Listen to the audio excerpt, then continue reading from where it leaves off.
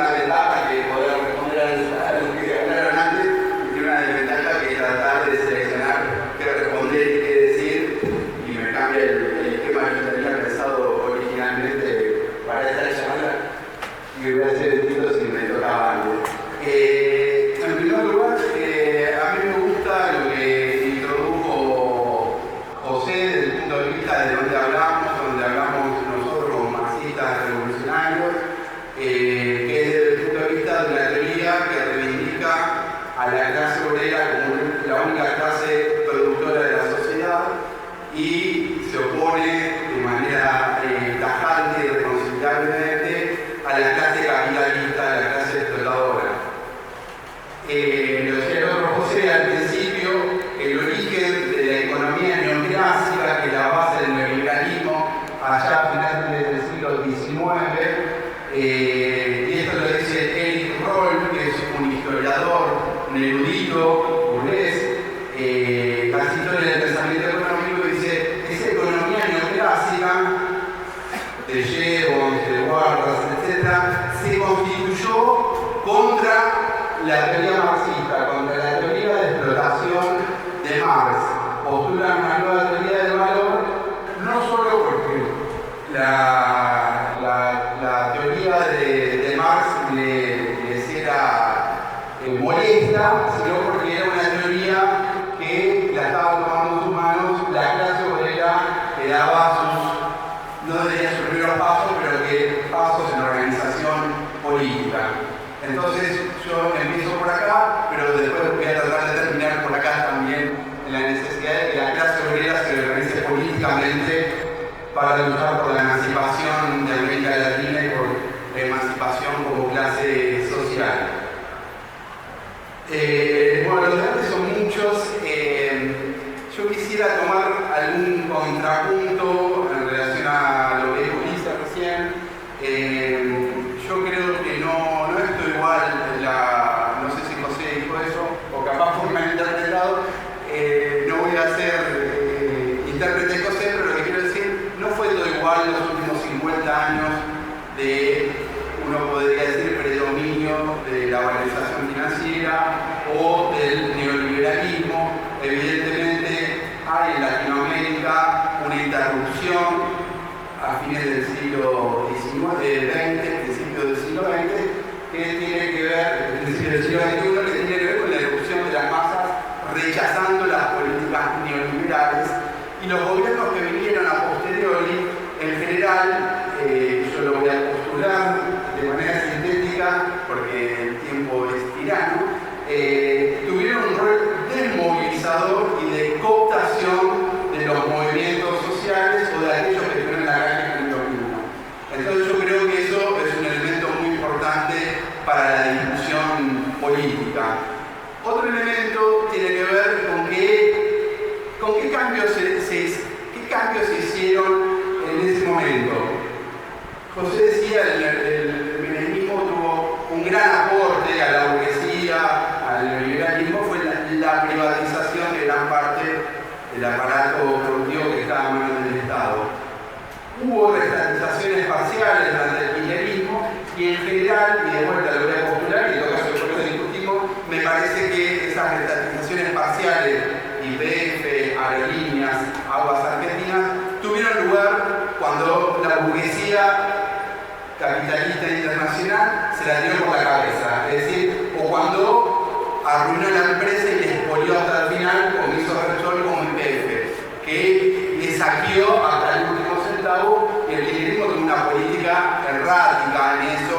Primero quiso entregar a las familias de nazi a YPF de manera gratuita, eso es lo que nace, no hace la historia, pero es la base de por qué ahora hay fondos buitres reclamando la YPF en Nueva York. En términos de cambio de estructura económica, yo diría que no hubo ningún cambio, pero no hubo industrialización del país. Hubo, por el contrario, en términos de los números macroeconómicos, una deprimarización del país, un aprovechamiento de los precios internacionales elevados de las materias primas que exporta Argentina, soja, productos ganaderos, etc. Hubo un impulso del extractivismo. Yo me acuerdo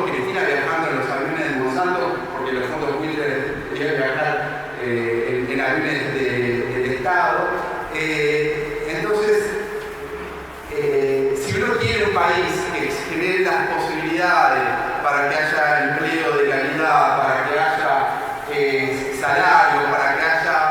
Yo no peleo por la redistribución del ingreso, pero si uno quiere la redistribución del ingreso, tiene que por lo menos promover un cambio en la estructura económica, y me parece que eso no se verificó en los 12 años del gobierno Kirchner, del gobierno de Alberto, salvo aparte porque casi es un gobierno fallido, me parece.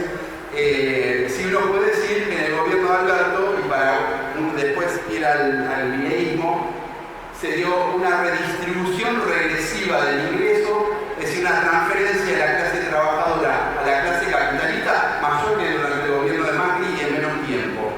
Entonces, uno después se pregunta cómo llegó Milei al gobierno, qué pasó. Bueno, pasó eso. Son años de acumulación de desencanto probablemente.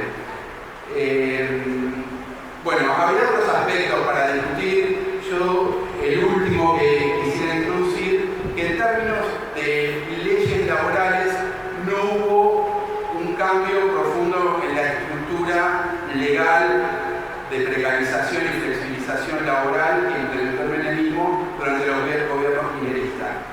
Yo era una muestra, y de vuelta todo es discutible, en el Estado. El Estado fue una cantera de precarización, yo soy testigo porque trabajo en el Ministerio de Economía y Relación, precarizado desde el menemismo hasta ahora, una cantera de precarización laboral. Y esos son, de vuelta, fue un continuo de los últimos 50 años, no, pero hay, en el marco que hay discontinuidades, yo creo que el kirchnerismo dialogó con los movimientos sociales para acostarlo, para sacarlo de la calle.